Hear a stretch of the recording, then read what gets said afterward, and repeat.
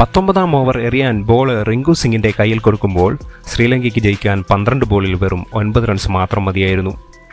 6 വിക്കറ്റുകൾ അവരുടെ കയ്യിലുണ്ടായിരുന്നു ആ സമയം. പിന്നെയാണ് മാജിക്ക് സംഭവിച്ചത്.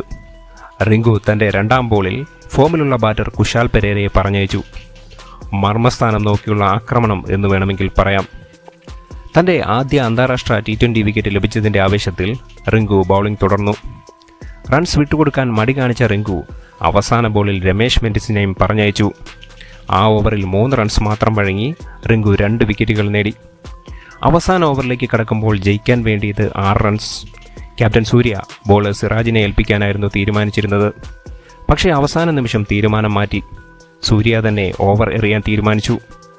ആ സമയത്ത് ഇന്ത്യ നേരിട്ട തിരിച്ചടി സ്ലോ ഓവർ റേറ്റ് ആയിരുന്നു. അതിൻ്റെ പെനാൽറ്റിയായി അവസാന ഓവറിൽ 4 ഫീൽഡർമാർക്ക് മാത്രമാണ് 30 യാർഡ് സർക്കിളിൻ്റെ വെളിയിൽ സ്ഥാനമുണ്ടായിരുന്നത്. സൂര്യ ബോൾ എറിയാൻ തുടങ്ങി. 2-ാം ബോളിൽ കമിൻറ്റു മെൻഡിസിനെ പുറത്താക്കി സൂര്യ ആദ്യ വിക്കറ്റ് സ്വന്തമാക്കി.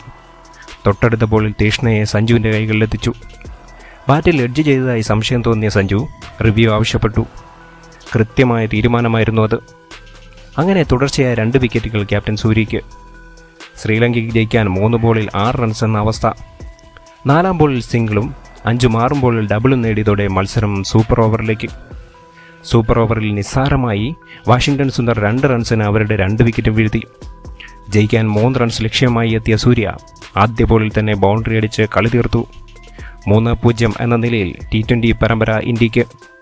ക്യാപ്റ്റൻ സൂര്യയുടെ അവസാന നിമിഷത്തിലെ കൃത്യമായ നീക്കങ്ങൾ ഒന്നുകൊണ്ട് മാത്രമാണ് ഇന്നലത്തെ മാച്ചിൽ ഇന്ത്യ ജയിച്ചത്.